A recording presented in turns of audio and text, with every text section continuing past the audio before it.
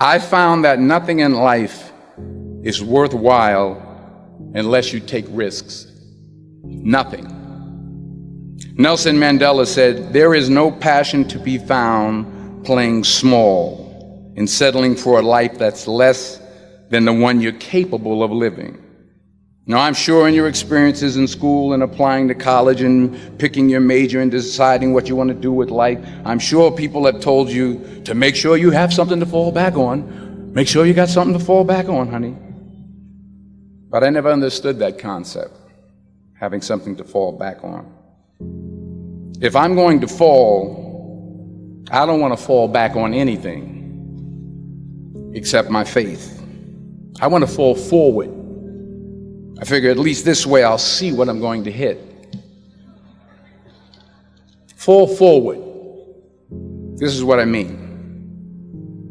Reggie Jackson struck out 2,600 times in his career, the most in the history of baseball. But you don't hear about the strikeouts. People remember the home runs.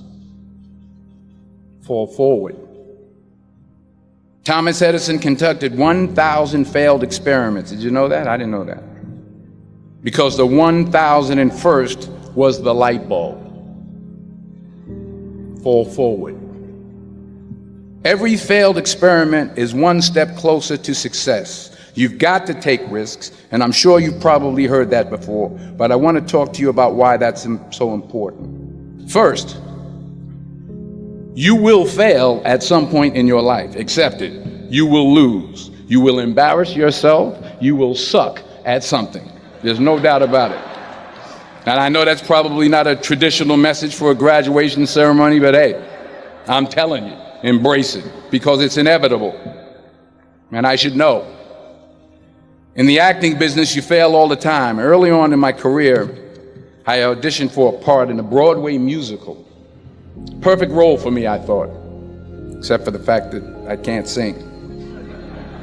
So I'm in the wings, I'm about to go on stage, but the guy in front of me, he's singing like Pavarotti. He's just, and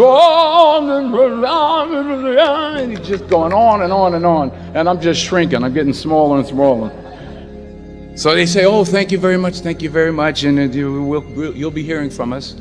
So I come out with my little sheet music, and it was Just My Imagination by the Temptations. That's what I came up with. So I hand it to the accompanist, and she looks at it and looks at me and looks out at the director and was like, "Nice."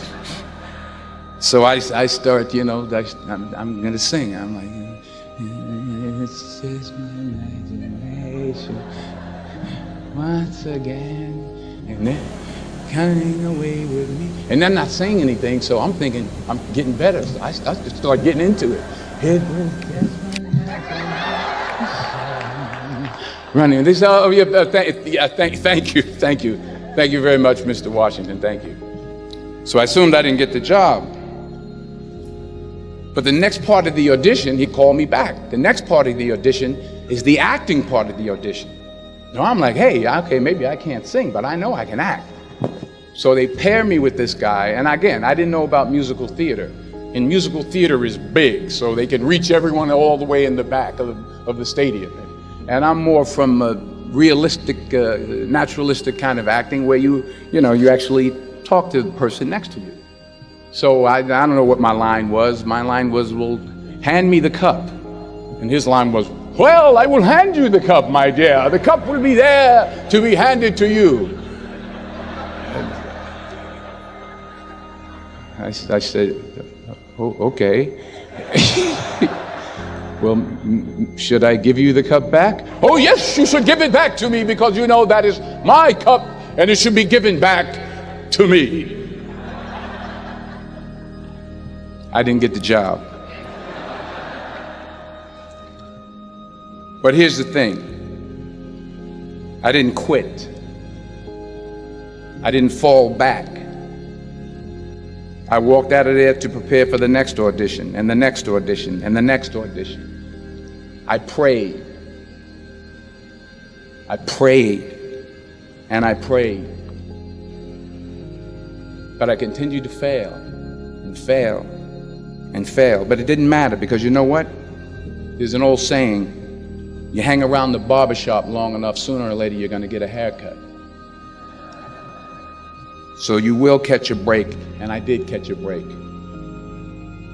Last year, I did a play called Fences on Broadway. Someone talked about it. Won the Tony Award. And I didn't have to sing, by the way. But here's the kicker. It was at the Court Theater. It was at the same theater that I failed that first audition 30 years prior. The point is, every graduate here today has the training and the talent to succeed. But do you have the guts to fail? Here's my second point about failure. If you don't fail, you're not even trying. I'll say it again. If you don't fail, you're not even trying. My wife told me this great expression. To get something you never had, you have to do something you never did. Les Brown's a motivational speaker. He made an analogy about this. He says, imagine you're on your deathbed, and standing around your deathbed are the ghosts representing your unfulfilled potential. The ghost of the ideas you never acted on. The ghost of the talents you didn't use. And they're standing around your bed, angry, disappointed, and upset. They say, we came to you because you could have brought us to life, they say. And now we have to go to the grave together. So I ask you today, how many ghosts are going to be around your bed when your time comes? You've invested a lot in your education, and people have invested in you. And let me tell you, the world needs your talents, man, does it ever. I just got back from Africa like 2 days ago, so if I'm rambling on, it's because I'm jet lagged. I just got back from South Africa. It's a beautiful country, but there are places there with terrible poverty that need help. And Africa is just the tip of the iceberg. The Middle East needs your help. Japan needs your help. Alabama needs your help. Tennessee needs your help. Louisiana needs your help. Philadelphia needs your help. The world needs a lot, and we need it from you. We really do. We need it from you young people. I mean, I'm not speaking for the rest of us up here, but I know I'm getting a little grayer. We need it from you, the young people. So you got to get out there. You got to give it everything you got, whether it's your time, your talent, your prayers, or your treasures. Because remember this, you will never see a U-Haul behind a hearse. You will never see a U-Haul behind a hearse. You can't take it with you. The Egyptians tried it, and all they got was robbed. So the question is, what are you going to do with what you have? I'm not talking about how much you have. Some of you are business majors, some of you are theologians, nurses, sociologists. Some of you have money, some of you have patience, some of you have kindness, some of you have love. Some of you have the gift of long suffering, whatever it is, whatever your gift is. What are you going to do with what you have? All right, now here's my last point about failure. Sometimes it's the best way to figure out where you're going. Your life will never be a straight path. I began at Fordham University as a pre-med student. I took a course called cardiac morphogenesis. I still can't say it. Cardiac morphogenesis. I couldn't read it. I couldn't say it. I sure couldn't pass it. So then I decided to go into pre-law, then journalism. And with no academic focus, my grades took off in their own direction. Yeah, down. I was a 1.8 GPA one semester, and the university very politely suggested that it might be better to take some time off. I was 20 years old. I was at my lowest point. And then one day, and I remember the exact day, March 27th, 1975, I was helping my mother in her beauty shop. My mother owned a beauty shop up in Mount Vernon. And there was this older woman who was considered one of the elders in the town. And I didn't know her personally, but I was looking in the mirror, and every time I looked at the mirror, I could see her behind me, and she was staring at me. She just kept looking at me. Every time I looked at her, she kept giving me these strange looks. So she finally took the dryer off her head and said, She said something I'll never forget. First of all, she said, somebody give me a piece of paper. Give me a piece of paper. She said, young boy, I have a prophecy, a spiritual prophecy. She said, you are going to travel the world and speak to millions of people. Now, mind you, I'm 20 years old. I'm flunked out of school.